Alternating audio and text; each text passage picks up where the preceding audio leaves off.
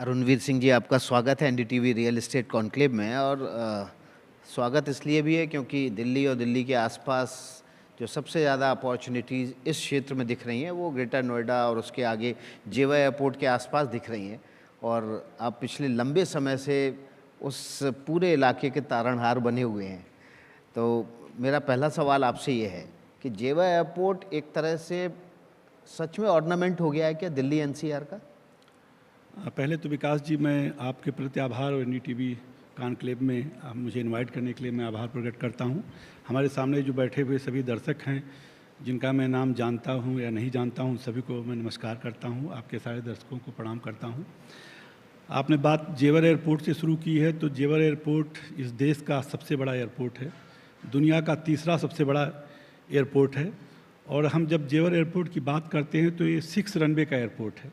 अभी आज अगर हम दिल्ली में बैठे हैं और हम कहते हैं कि हमारे पास 4 रनवे का एयरपोर्ट है, तो वो 2 रनवे का एयरपोर्ट है और 2 क्रॉस रनवे हैं। वहाँ पैरेलल 6 रनवे का एयरपोर्ट है।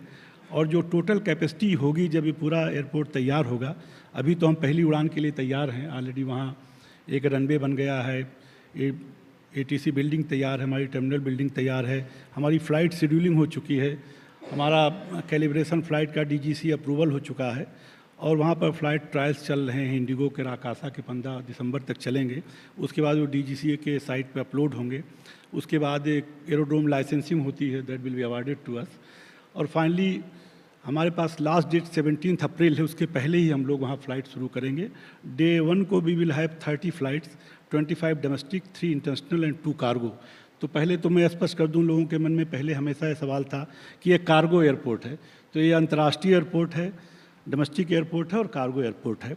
और जब ये बन के तैयार होगा तो 2 से 25 मिलियन पैसेंजर कैपेसिटी का एयरपोर्ट होगा, जो दुनिया का तीसरा सबसे बड़ा एयरपोर्ट होगा। और we will begin with 5 million passenger on day 1, even without a single spill over from IGI. तो अब आप उसके लिए शब्द जो भी इस्तेमाल करें, पर्यायवाची जो भी इस्तेमाल करें, तारणहार है, but definitely Jewar is going to be a game changing thing. जी, तो आप 17 अप्रैल डेट बता रहे हैं 2025, जब ये ऑपरेशनल हो जाएगा, तो क्या ये डेट फिक्स हो चुकी है? देखिए, आइटा हमको एक फाइनल डेट देती है, क्योंकि इंटरनेशनल फ़्लाइट्स का एलोकेशन आइटा से होता है। 17 अप्रैल हमारे पास लास्ट डेट है। अगर वो डेडलाइन हम मिस कर जाएंगे तो हमको फिर अगले 6 महीना और प्रतीक्षा करनी पड़ेगी। तो 17 अप्रैल से पहले फ़्लाइट शुरू हो जाएंगी। और आपको ये जान के और खुशी होगी कि कोविड काल में शुरू हुआ एयरपोर्ट, जिसके लिए हमने 3 साल का समय दिया था, 1095 दिन, केवल 3 साल 3 महीने में बन के तैयार हो गया है, जो कि अपने आप में पूरे देश के लिए एक अनूठा रिकॉर्ड है कि कोई भी अंतर्राष्ट्रीय एयरपोर्ट 3 साल में पूरा हो गया। सामान्य रूप से 12 से 14 साल, 16 साल एयरपोर्ट बनने में लगते हैं, but we are ready to fly. जी, अभी हमने देखा पिछले सीज़न जब बारिश हुई, तो बारिश के बाद ग्रेटर नोएडा, गुड़गांव, नोएडा, इनकी तुलना होने लगी कि इंफ्रास्ट्रक्चर जो है वो गुड़गांव के मुकाबले ग्रेटर नोएडा में या उस तरफ जेवा एयरपोर्ट की तरफ ज़्यादा बेहतरीन है और लोग बड़ी तादाद में इधर शिफ्ट कर रहे हैं। क्या आपको लगता है कि गुड़गांव कहीं ग्रेटर नोएडा से जेवा एयरपोर्ट एक्सप्रेसवे आसपास के इलाके में जो डेवलपमेंट हो रहे हैं उससे पिछड़ सकता है? नहीं, कोई भी जगह अपने समय काल के हिसाब से डेवलप होती है। तो गुड़गांव का अपना महत्व था, गुड़गांव ने अपने समय में डेवलपमेंट किया, ग्रोथ किया। आज जेवर का समय है, आज फ्यूचर इज़ देयर, और हमारा स्लोगन भी है फ्यूचर इज़ हेयर। तो फ्यूचर तो वहाँ है ही। और जेवर एयरपोर्ट में जिस तरह की मल्टी मोडल कनेक्टिविटी आ रही है, वो अपने आप में अनूठी है, पूरे देश में कहीं नहीं है। अगर आप कहें तो संक्षिप्त में 1 मिनट में आपको बता सकता हूँ। देखिए, एक अंतर्राष्ट्रीय एयरपोर्ट आया है, उसके साथ साथ हमने उसको दिल्ली मुंबई एक्सप्रेसवे से 31 किलोमीटर एक 100 मीटर वाइड एक्सप्रेसवे से जोड़ दिया है, जिसमें 23 किलोमीटर हरियाणा का है और 8 किलोमीटर यूपी का है। और आप 20 मिनट में बल्लभगढ़ से जेवर पहुंच सकते हैं। और जब ये पूरा बन गया है, केवल इसको कनेक्ट होने के लिए केवल 700 मीटर जगह बची हुई है। ये 4 इंटरचेंज भी एक्सप्रेसवे पे बन गए हैं, तो आप जयपुर 2 घंटा 40 मिनट में जेवर से पहुँच सकते हैं। पहली कनेक्टिविटी तो ये। दूसरी कनेक्टिविटी, भारतीय रेल पहली बार देश के किसी भी एयरपोर्ट में अंडरग्राउंड ट्रांसपोर्टेशन सिस्टम बना रही है। और जेवर एयरपोर्ट को चोला से, जो कि 16 किलोमीटर जेवर से दूर है, जोड़ा जा रहा है अंडरग्राउंड रेलवे लाइन से, और एक तरफ रूधी से जोड़ा जा रहा है।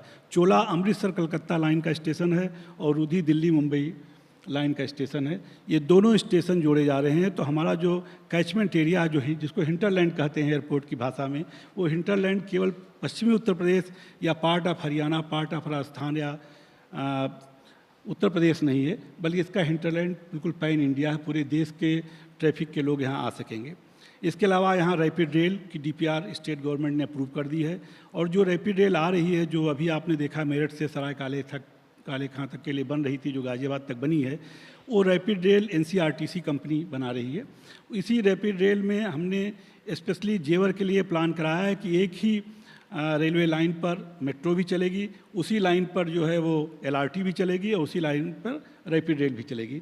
तो एनसीआरटीसी का जो ये डीपीआर अप्रूव हुआ है जो उत्तर प्रदेश सरकार से, और जिसकी शुरुआत जो है अगले साल नवंबर से शुरुआत होगी, उसमें उसी लाइन पर रैपिड रेल भी आएगी, उसी पर मेट्रो भी आएगी, उसी पर एलआरटी भी आएगी।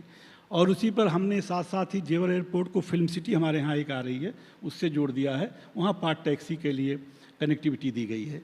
इसके अलावा पैरेलल बहुत सारी रोड, आईजीआई को जोड़ने के लिए लाइन, जब अभी हमने चोला कहा तो चोला डेडिकेटेड फ्रेट कॉरिडोर का हिस्सा है, जो कि बैर रेलवे स्टेशन को जोड़ता है, और वहाँ से आनंद विहार को होते हुए आप वंदे भारत जैसी ट्रेन या ऐसी बहुत फास्ट ट्रेन भी चला सकते हैं। जो रैपिड रेल है वो भी 140 किलोमीटर की स्पीड से चलेगी, और केवल 4 स्टॉपेज होंगे आईजीआई तक के लिए। जब वो मेट्रो के रूप में चलेगी तो हर सेक्टर में 1.5 किलोमीटर पे रुकेगी। जब वो एलआरटी में चलेगी तो इंडस्ट्रियल सेक्टर्स में जाएगी, और जो बायर्स आएंगे वो एयरपोर्ट पर उतरेंगे, अपने इंडस्ट्रियल सेक्टर में जाएंगे, अपने प्रोडक्ट देखेंगे, अपने सोशल कंप्लाइंसेस देखेंगे, वहाँ ऑर्डर करेंगे और वापस एयरपोर्ट पर आके अपने देश चले जाएंगे। साथ ही साथ एक पूरा टूरिस्ट कॉरिडोर भी बन रहा है। जब जेवर से मथुरा मुश्किल से 35-36 किलोमीटर वृंदावन का स्टेज पड़ेगा, उसके आगे आगरा पड़ेगा, तो आगरा से लेकर जेवर तक और उसके साथ एक फिल्म सिटी, ये पूरा का पूरा एक टूरिस्टिक कॉरिडोर और इंडस्ट्रियल हब, और साथ ही साथ रियल इस्टेट के लिए बहुत बड़ा हब बनने जा रहा है। और बहुत ही लोग उत्सुक हैं वहाँ रहने के लिए और बसने के लिए। जी, आपने कहा कि फिल्म सिटी बसने वाली है, कब तक काम फिल्म सिटी का शुरू होगा? क्योंकि उसके साथ ही बसावट आसपास सेक्टर्स में वहाँ बसने शुरू होगी। हमने देखा वहाँ इंफ्रास्ट्रक्चर तो पूरी तरह से तैयार है, लेकिन जितनी तेज़ी से बसावट होनी चाहिए वो नहीं हो पा रही है। क्यों?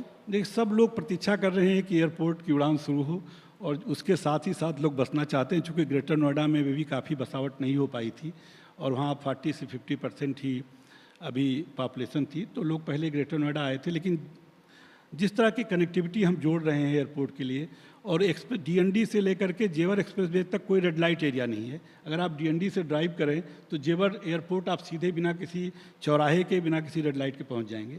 तो कनेक्टिविटी अपने आप में बहुत ही अनूठी है, और अब लोगों ने बहुत तेज़ी से मकान बनाने शुरू किए हैं। पिछले 1.5-2 महीने में लगभग 2,500 लोगों ने मकान बनाए हैं। चूँकि एरिया बहुत बड़ा है और 52 सेक्टर्स हैं उसमें, तो अभी वो बसावट उतनी दिख नहीं रही है जितनी तेज़ी से बन रही है। साथ ही साथ इंडस्ट्री भी बहुत बन रही है। करीब 20-22 इंडस्ट्री वहाँ फंक्शनल हो गई, जिसमें फॉर्च्यून 500 की कंपनियाँ भी हैं, इंडस्ट्री हैं।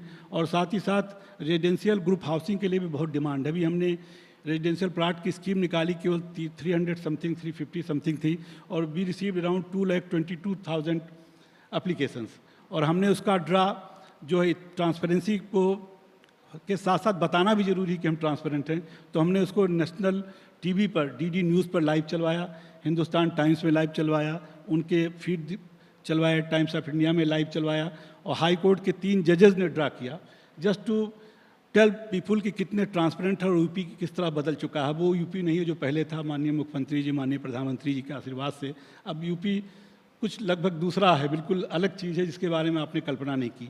और आप ये भी जान के प्रसन्न होंगे कि 24 घंटे में हमने सारे लोगों का, जिन्होंने एप्लीकेंट ने जो पैसा लगाया था, उनको 24 घंटे में रिफंड हो गया, जो कि कभी नहीं हुआ पूरे देश के इतिहास में। 24 आवर्स में सबका पैसा वापस चला गया। तो ये इस तरह के जो इनिशिएटिव हैं वो आपकी क्रेडिबिलिटी को बढ़ाते हैं। अभी हमने ग्रुप हाउसिंग प्लाट अलाट किए हैं, और बड़ी बड़ी कंपनियां आई हैं, मैं यहाँ उनका नाम मेंशन करना ठीक नहीं मेरे लिए, लेकिन अभी भी बहुत सारे ग्रुप हाउसिंग के प्लाट्स और बहुत सारे रेजिडेंशियल स्कीमें आने जा रही हैं रियल इस्टेट के लिए। और एक और चीज़ मैं आपको बताना चाह रहा हूँ कि अमेरिकन सिटी, एक कोरियन सिटी और एक जापानीज़ सिटी वहाँ प्लान की गई है। तीनों देशों के प्रस्ताव हमको मिल चुके हैं, तीनों का LOI हमने इशू कर दिया है, और बहुत जल्दी we will have and US city, American city, Korean city and Japanese city in the area, जो रियल इस्टेट को एक और नया आयाम देंगे। तो इसको थोड़ा विस्तार से बताइए, कैसे शहर बसाए जाएंगे? क्या अमेरिकन सिटी में केवल अमेरिकन से अलाउ होंगे? नहीं, ऐसा नहीं है। इसके पीछे कंसेप्ट है कि उनका होल इकोसिस्टम वहाँ होगा। उनके अपने स्कूल भी हो सकते हैं, उनके अपने हॉस्पिटल्स हो सकते हैं, उनका अपने रेस्टोरेंट हो सकते हैं, और साथ ही साथ उनकी इंडस्ट्री भी उसी में रहेगी, तो उनके लिए इस तरह की फैसिलिटी होंगी। साथ ही मकान बना सकते हैं। अभी यमुना अथॉरिटी ने अपना जो फ्यूचर का जो प्लान अभी अप्रूव कराया है 10 दिन पहले, उसमें सारा land use multiple land use कर दिया है कि कोर एक्टिविटी 70% होगी, ग्रुप हाउसिंग 12% होगी, कमर्शियल 8% होगी और 5% इंस्टीट्यूशनल होगा। अगर आप इंडस्ट्री के लिए जाते हैं, अगर आप ग्रुप हाउसिंग के लिए जाते हैं तो 70% will be group housing, 8% will be industry, 5% will be institutional. तो आप हर आदमी हर चीज़ हर जगह बना सकता है। ये पहली बार अभिनव प्रयोग हम लोग कर रहे हैं। इंस्टीट्यूशन के लिए जाते हैं तो इंस्टीट्यूशन में 70% कोर एरिया हो जाएगा और अकॉर्डिंगली ग्रुप हाउसिंग और एरियाज़ आ जाएंगे, इंस्टीट्यूशनल एरिया आ जाएंगे। तो ये मल्टीपल लैंड यूज़ और मिक्स लैंड यूज़ पहले सब था, वो मल्टीपल लैंड यूज़ हो गया। और मल्टीपल लैंड यूज़ में हॉस्पिटलिटी को जोड़ा गया है। पहले मल्टीपल लैंड यूज़ केवल इंडस्ट्री था। First time we have added multiple use hospitality sector के लिए। तो ग्रुप हाउसिंग के लिए आप कॉन्क्लेव कर रहे हैं, तो मैं आपके लोगों को बताना चाहता हूँ कि हॉस्पिटलिटी के लिए भी हमने मल्टीपल यूज़ लाए हैं, और एयरपोर्ट के आसपास बहुत सारे हमने सेक्टर्स अभी अप्रूव कराए हैं और वहाँ स्कीम लाने जा रहे हैं। और जहाँ तक आप वो तीनों सिटीज़ के बारे में कह रहे थे, तो उसके पीछे कंसेप्ट था कि जापान की इंडस्ट्री आना चाहती है, तो अपने लिए एक रेजिडेंशियल शहर चाहती है।